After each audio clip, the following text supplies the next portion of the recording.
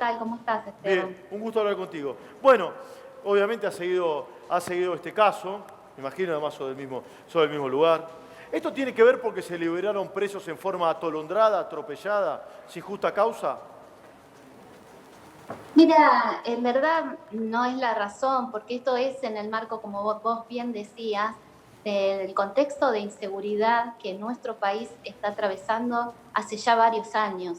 No podemos atribuir específicamente a esta situación, porque de hecho la persona que estaba gozando un beneficio era de un beneficio conforme a la ley de ejecución penal, no específicamente por COVID.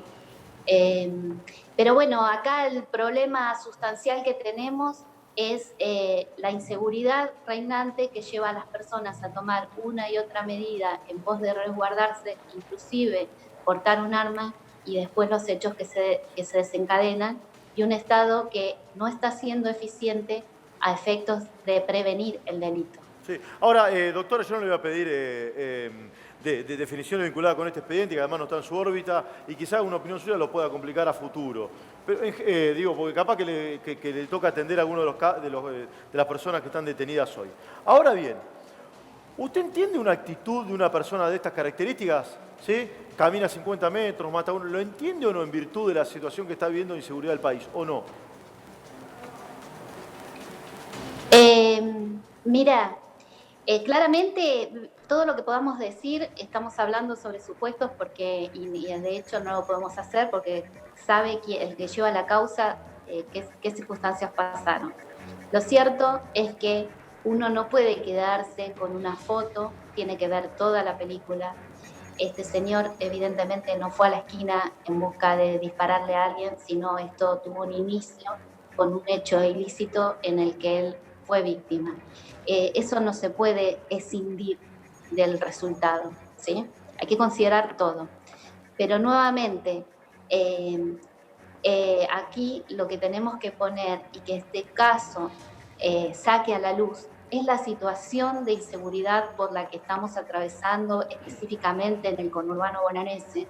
Quiero contarte que no hace mucho yo anduve por cerca de este lugar donde ocurrió esto y veía las casas, y de hecho si ustedes pueden ir darse unas vueltas Sí, por ahí todas a 4 o rejas. 5 cuadras, donde las casas tienen rejas, tienen alambrados, inclusive algunas con dientes de tiburón, algunos alambrados con electricidad. Es decir, todas las medidas que la gente tiene que tomar para tratar de vivir tranquila, entre comillas, y llegar a estos extremos. Esta es la parte que a todos los funcionarios desde las distintas esferas del poder nos tiene que llamar a pensar qué es lo que estamos haciendo, que estamos llevando y acorralando, Sí. poniendo a personas a transformarse en asesinos involuntarios.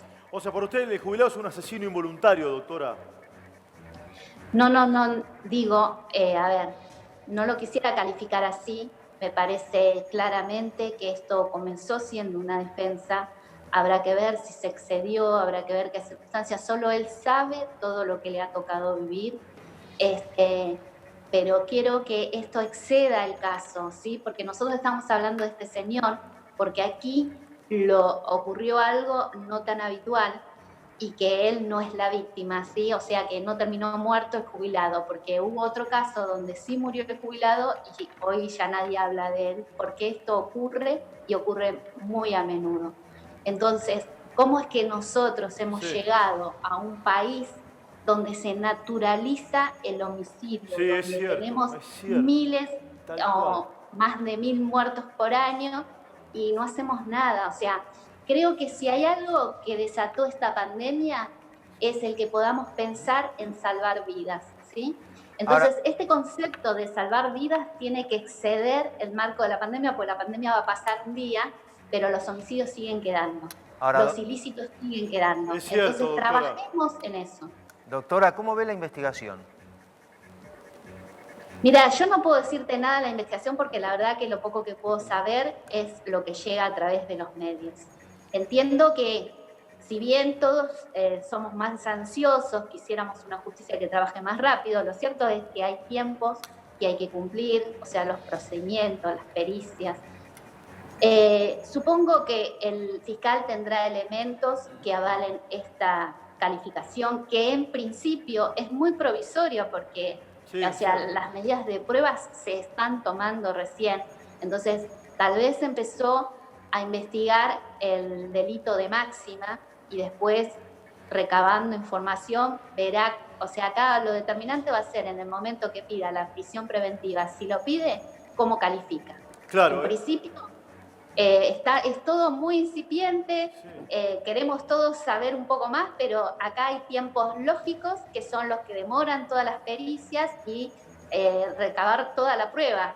Sí. Entonces, emitir un juicio, la verdad, sería totalmente irresponsable, no lo puedo hacer porque tal vez en algún momento inclusive me llegue la causa a mí, Claro. pero digo, estos son los tiempos que también para mayor certeza necesita la justicia, porque no podemos resolver tampoco así alocadamente, como hablábamos en otra oportunidad, Sí, claro. porque uno tiene que munirse de las pruebas suficientes. Ahora, doctora, sí, recién hoy se cumple una semana, es razonable. A veces los tiempos de la justicia no son los tiempos de la sociedad. Eso también usted lo sabe, no es una crítica para su persona en absoluto.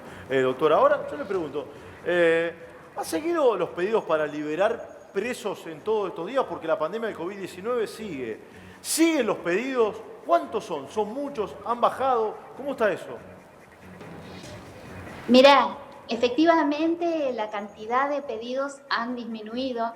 También es cierto que el tiempo nos ha enseñado un poco de cómo es, ¿no? Porque en el inicio todos teníamos la imagen de lo que ocurría en Europa, de la cantidad de personas que se morían, y parecía que podía ser, y de hecho los pronósticos eran como que muchísimas personas iban a morir en prisión.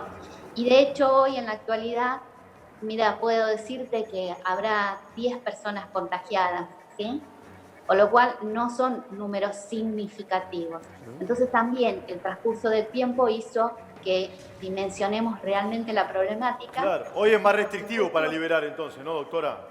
Si hay menos contagiados y demás, el criterio entiendo que para liberar debe ser más restrictivo hoy o no. Claro, claramente, o sea, los pedidos ya disminuyeron Claro, y la verdad que la potencialidad del peligro por lo menos no parece, afuera está más peligroso y uno también tiene que considerar claro. las zonas a donde van a vivir, porque por ejemplo sigue habiendo muchas unidades penitenciarias que están alojadas en ciudades donde no han tenido casos, entonces no tienes ni, por ejemplo, la mayoría de la población que está a disposición de mi juzgado por ahí tiene domicilio en Quilmes, donde estamos un poco más complicados con la cantidad de contagios. Entonces, si vos me preguntás, yo no sé decirte porque viste que datos acerca de cuántos salieron y demás no se dan, pero puedo decirte que por la apreciación que yo tengo en razón de mi trabajo, claramente los pedidos han disminuido y también las medidas que se han otorgado. Doctora, ¿qué tal? Usted entiendo que forma parte de una organización que es Usina de Justicia, que busca proteger digamos, los derechos de las víctimas, pero también al mismo tiempo, desde esa cuenta y durante esta investigación en curso, se ha estado hablando sobre no darle espacio a los familiares de los delincuentes, ¿no? Puntualmente de que como algún cuestionamiento a que tengan esa chance de hablar, sobre todo a partir de después de este caso, salieron a reclamar, a exigir justicia por su familiar víctima. En la medida en que esto no está resuelto, le pregunto, ¿no? Y que todavía está la materia en investigación, hablar de delincuente y de víctima todavía no es un poco complejo. Obviamente el caso de que le entraron a la casa era víctima, pero lo que sucedió después todavía es materia de investigación. Mira, en principio quiero decirte que, bueno, que esto que estoy opinando yo lo estoy haciendo en carácter de Personal. ciudadana y no como miembro de la organización, que hasta donde yo sé no hemos tomado una postura institucional, ¿sí? No se ha debatido sobre el tema. A mí, si vos me preguntas en lo personal, yo creo que todas las personas tienen derecho a manifestarse y a transmitir sus opiniones. Y llega un punto en donde uno reflexiona, ¿no es cierto?, las formas, porque vos fijate que acá hay toda una familia que se tiene que mudar y que inevitablemente uno piensa cómo se inicia esto, ¿sí? Entonces, si bien es cierto, todas las situaciones son comprensibles, a mí en lo personal me hace un poco de ruido esta cuestión de ir a increpar a una familia, tirarle botellas, amedrentarlas. Estas personas se van a tener que ir, como de hecho sé, por ejemplo, en el caso Cataldo, Cataldo se tuvo que mudar él y toda su familia, ni siquiera su hijo que vivía por ahí cerca, él no podía ir a trabajar después de eso. Federico. Entonces, y esto además te digo que yo he tenido causas donde les prendían fuego la casa. No, Entonces, es esta la cuestión de cómo llegamos las personas a tomar la justicia, ¿sí? Por mano propia, a accionar. O sea, acá esto sin duda está marcando una ineficacia del Estado y Sin de la duda, ley, sin duda. ¿sí? Porque cuando la gente actúa de esta manera es porque cree que la ley no es efectiva. Y ahí hay un problema serio y la verdad que me preocupa mucho. No sé si ciertamente nuestros funcionarios advierten la dimensión de esta problemática, Ahora, doctora, porque los seres humanos cedimos la venganza por mano propia en orden a atribuírsela a algo simbólico que es la ley. Y la ley tiene que imperar porque si no nos transformamos en esto, que es la ley de la selva, ¿sí? Ahora, donde, ¿qué va a sobrevivir? El más fuerte. Sí. Entonces, esto es lo que a mí más me preocupa, si me preguntás, ¿no? Quiero exceder este caso porque, lamentablemente... No, ¿usted cree que podemos ir a la ley de la selva? Muchos.